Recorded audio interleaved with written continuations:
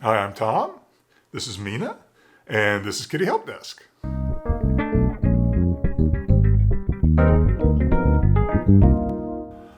So today I'm going to do something a little bit different.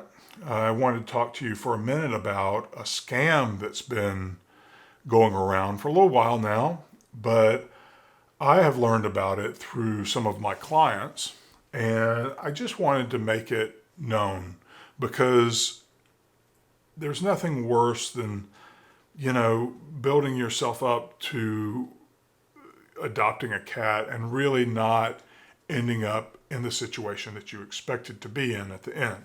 So, what happens in this scam is that some unscrupulous people claim to be cat breeders. And they will place an ad, usually on something like Craigslist, something that costs them very little, if anything. And their ad will say that they have teacup kittens.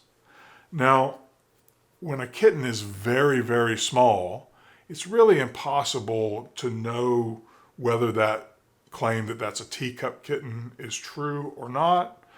Teacup kittens are kittens that have been bred to be specifically very small. And the fact is that all tiny kittens are very small. So that's where the scam comes in. In most cases, the way that this takes place is a potential client, someone who would like to buy one of these kittens, contacts the owner of the ad, the person that placed the ad, and then they tell you what the price is, or it may or may not have been in the ad. In some cases, it's not listed as a paid service in the ad because they want to get away with paying less for the ad. So then they tell you how much it is, and then they tell you where you can go to, purchase the kitten. And in a lot of cases, the places that you're being directed to go are not places that you would normally find a legitimate business. For example, you might end up at some large apartment complex or kind of a rundown house in the middle of nowhere, that kind of thing, where, it's not like set up like a business.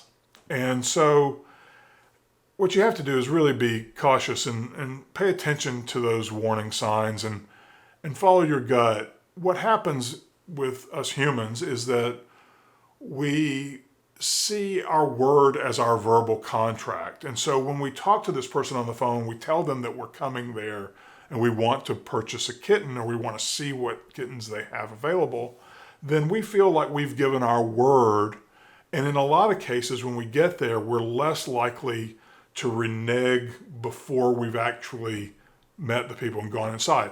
But each step you take that's closer and closer to actually following through on the deal, it becomes harder and harder for us to sort of change our minds because that then creates conflict. And most of us, despite what you might see in online behavior, most of us in person, we tend to really want to avoid conflict every step of the way.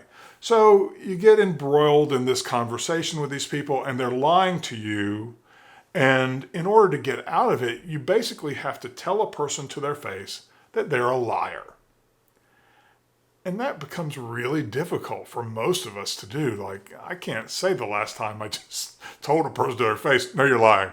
It's just not common behavior. So you end up taking the kitten and the problems start to develop fairly rapidly because kittens grow at an exponential rate. So pretty soon you're going to realize this is not a teacup kitten because the kitten's getting larger and larger. Lucy, when I first met her, she would fit in the palm of my hand, and now she's 18 pounds of cat. So, it's pretty easy to deceive people in this way. But eventually you're going to realize that something's wrong, that this is not what it's not the bill of goods you were sold.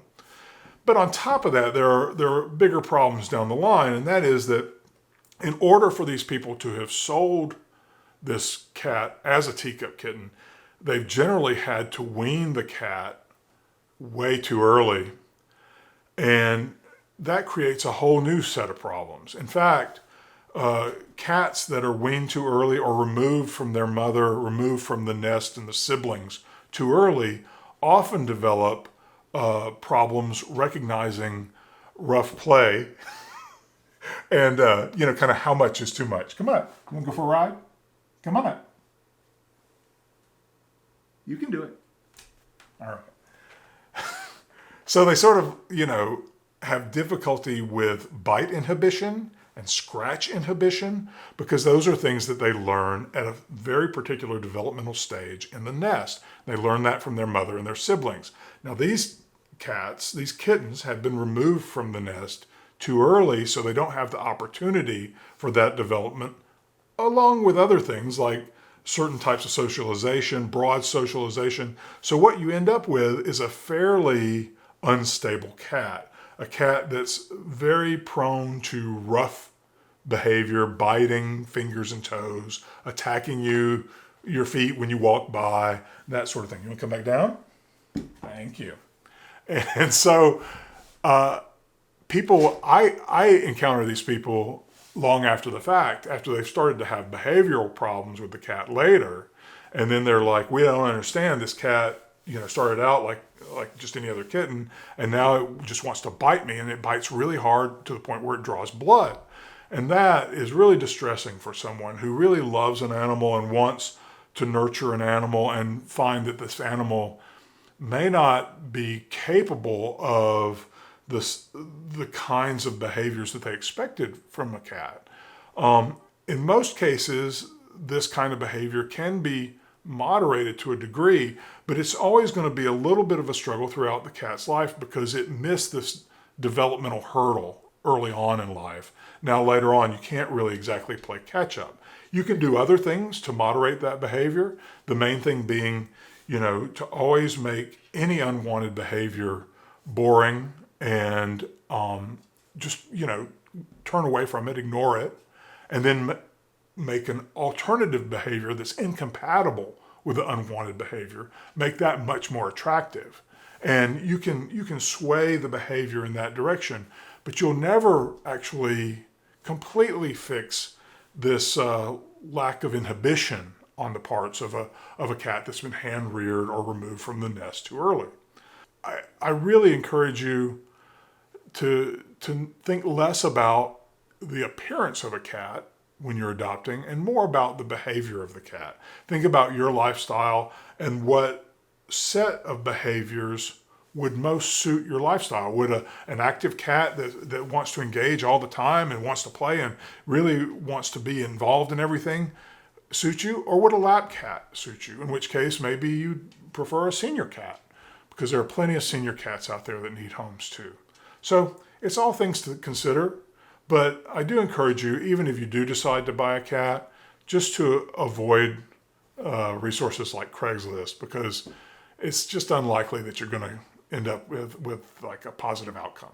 So thanks for watching. Please like and subscribe, and I'll see you next time. Bye.